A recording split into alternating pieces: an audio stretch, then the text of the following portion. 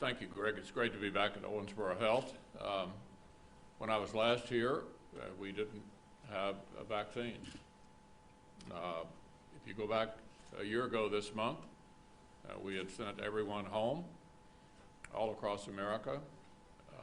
In the Senate, beginning in my office, we were wrestling with what to do about two things that were intersecting. One was a 100-year pandemic, and the other was the advice we were given by public health professionals to literally shut the economy down and send everybody home. So we had both a healthcare emergency and an economic emergency simultaneously. Out of that grew, in spite of the fact that we were in the middle of a presidential election year, extraordinary bipartisan cooperation. There were 5 different bills passed, the largest of which was the CARES Act, that cleared the Congress with very little opposition. Several of them passed unanimously in the middle of a presidential campaign. So I was proud of the Congress' ability to respond to this extraordinary emergency that we were faced with. We tried to tackle it on every front, but clearly we knew at the beginning that the only way we would ever get past this was with an effective vaccine as rapidly as possible. And so a significant part of the bills that we passed last year were for what's called Operation Warp Speed, aptly named. We got to get there as rapidly as possible. I was a polio victim when I was a youngster, and I'm fully aware as I grew up how long it took, decades, literally decades, to develop a vaccine to end the polio epidemics that we would have periodically in our country and around the world. So I must tell you, honestly, I was a little skeptical as to how quickly we could get to a vaccine.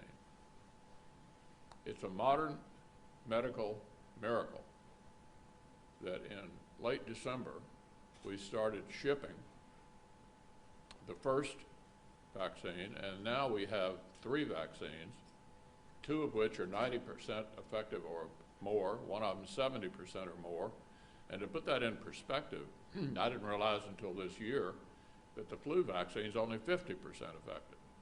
So extraordinary effective rate being disseminated rapidly. And all of it, up until the last bill, right before the previous president left office, a $900 billion additional bill, done largely on a bipartisan basis. So where are we this year? When the new administration came in, 10 of my members, Republican members, the Senate went down to meet with President Biden to talk about what we thought we could do on a bipartisan basis consistent with where we are now, not where we were a year ago. And it involved roughly $500 billion, which is still an enormous amount of money. So let me just talk a minute about the national debt. After what we did last year, we now have a national debt of $27 trillion, which is the same size as our economy. That's only happened one other time in American history, and that was during World War II. So we already have an extraordinary amount of national debt.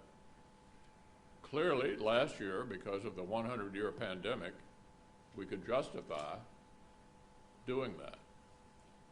By the time we reached this year, we had 3 effective vaccines. We were moving in the direction of opening up the economy. And my view, and the view of almost all of my Republican colleagues, was the size of the bill should reflect where we were now, not where we were a year ago. And so this became a partisan exercise.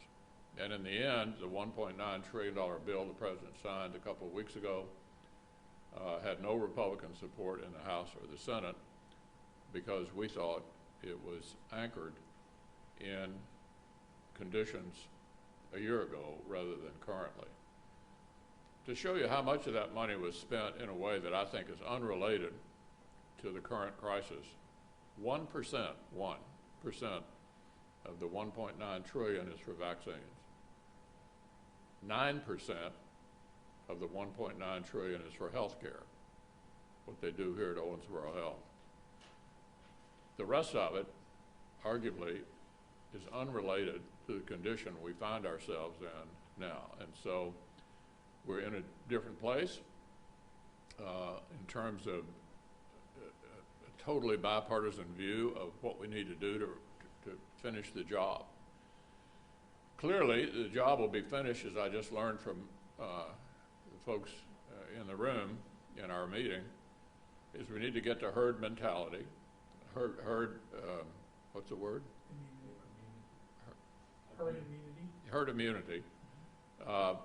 Roughly 75% of the population, and so I'm trying to encourage everybody to get the vaccination. I had seen a piece on television saying that Republican men were somehow reluctant to get the vaccination. As a Republican man, I wasn't reluctant to get it when I was eligible, and I would encourage everybody to do that. And there may be some segments of our population that still have some reservations about this for one reason or another. But what I heard from these healthcare professionals behind me is there's no real good reason not to get the vaccination, and the sooner we can get to 75%, the herd immunity, and get our economy up and open, the better. In the meantime, I think the advice of everyone is let's continue to social distance and wear a mask as we move toward, hopefully, by sometime early summer, being able to put this whole experience